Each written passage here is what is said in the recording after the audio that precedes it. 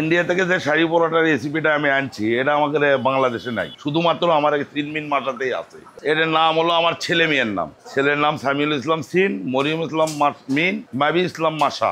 এই সিনমিন মাসা এটা কিছু না, আমি নিজেই ট্রাই করে দেখলাম যে আসলে কেমন লাগে। পরে আমার বন্ধু বান্ধবকে খাওয়াইলাম, আত্মীয় স্বজনকে খাওয়ালাম, সবাই বললো যে না এই জিনিসটা চলবে। ওই হিসেবে ঘি ডালদাতে ভাজা হয়, কোনো সয়াবিন পাম তেলের কোনো কারবার নাই, এটা ছোটারও কোনো ইয়ে নাই, দুধ দেওয়া হয়, যে খামির দিয়ে পরোটাটা তৈরি করা হয়। এটা শাহী পরোটা বলে। এটা আমি কলিকাতাতে খাইছিলাম এবং ওখানের কারিগর ছিল, একটা অভিজ্ঞতা, তাকেও আমি নিয়ে যাচ্ছি আর কি।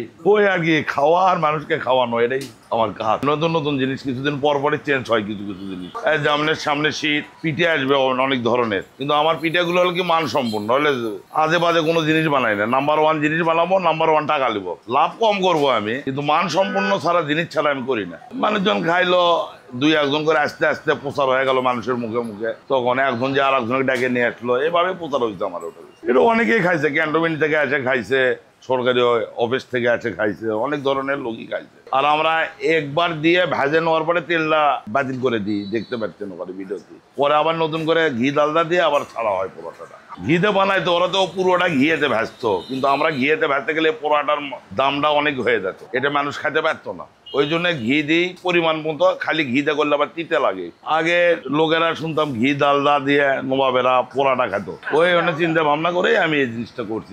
এটার মধ্যে দুধ আছে, কলা আছে, চিনি আছে, এ দিয়ে খামির হয়। আর ভাজাটা হয় ঘি ডালদা দিয়ে, দুটো মিলে। কলা খামিরের দিতেই হবে, দুধ দিতেই হবে, না হলে খামির হবে। চিনি তো লাগবেই। ওটা বলছি, ও আমাদের বাংলাদেশের লোকই ওখানে কাজ করছে কলিকাতাতে। ওনার সাথে নাম্বার নিয়ে আসছিলাম যে বাংলাদেশে এলে আমার সাথে যোগাযোগ করতে বলছিলাম। সে পরে আমার সাথে যোগাযোগ করে, পরে আমি বুঝে দিই ওরা কি যে করছে না করছে জানি না, তবে আমি রেসিপিটা আমার এখানকারটা আমি দিচ্ছি, যেভাবে করেন এটা।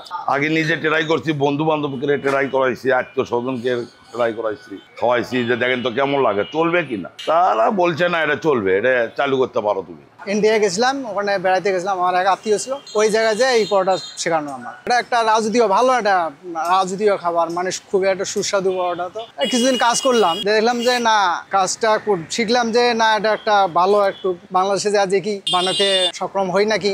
বাংলাদেশে শাহী পরোটা আমি শুরু করছি এবং বগুড়া আর কোথাও নাই। পরোটাটা আগে খামির করে নেওয়া হয়, খামিরের মধ্যে দুধ দেওয়া হয়, চিনি দেওয়া হয়, ডিম দেওয়া হয়, দিয়ে খামির মিক্সার করা হয়, সয়াবিন তেল দেওয়া হয়, খামিরটা কিছুক্ষণ রাখা লাগে। রাখার পরে সেই খামিরটা বেলে আবার এই পুষ্টি এই পুষ্টিতে নিতে হয়, এই পুষ্টিতে নিতে হবে। তারপরে আবার এই পুষ্টিতে ভাবে পরোটাটা ভাজতে হবে, জিলেবির প্যাঁচের মতো করে ভাজতে হবে। যখন ঘিটা ঢালি, এর যে একটা ঘিটা যে একটা গন্ধ, আতরের মতো যে একটা সুস্বাদু যে একটা সেন্ট লাগে আসি বলে, রাজকীয় গন্ধ একটা ছড়াই গেল ঘি দেওয়ার স্বাদ।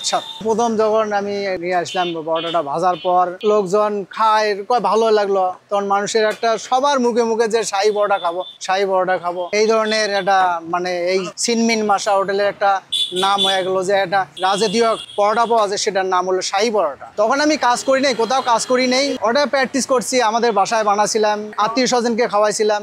প্রথম যখন শিখাই আসলাম তখন আত্মীয় স্বজন খিলাইলাম, খাওয়ার পরে ওরা বলছে যে আমাদেরকে আরো বানিয়ে দাও। আমাদের বাড়ির লোক, আত্মীয় স্বজন আমার জন্য অপেক্ষা করে, আমি কুড়িগ্রাম যাব, আমি ওদেরকে ডাকবো, শাহী পরোটা ভাজি খিলাবো, এই আশা নিয়ে ওরা কিছু আমার জন্য অপেক্ষা করে। আমরা জানি যে বগুড়া শহরে এখানেই পাওয়া যায় শুধুমাত্র শাহী পরোটা, বাংলাদেশে আর কোথাও পাওয়া যায়। আমরা প্রায়ই আসি, খাই, বিখ্যাত জিনিস তো মিস করা যায় না। আমরা বগুড়ার যেহেতু খাওয়া লাগে।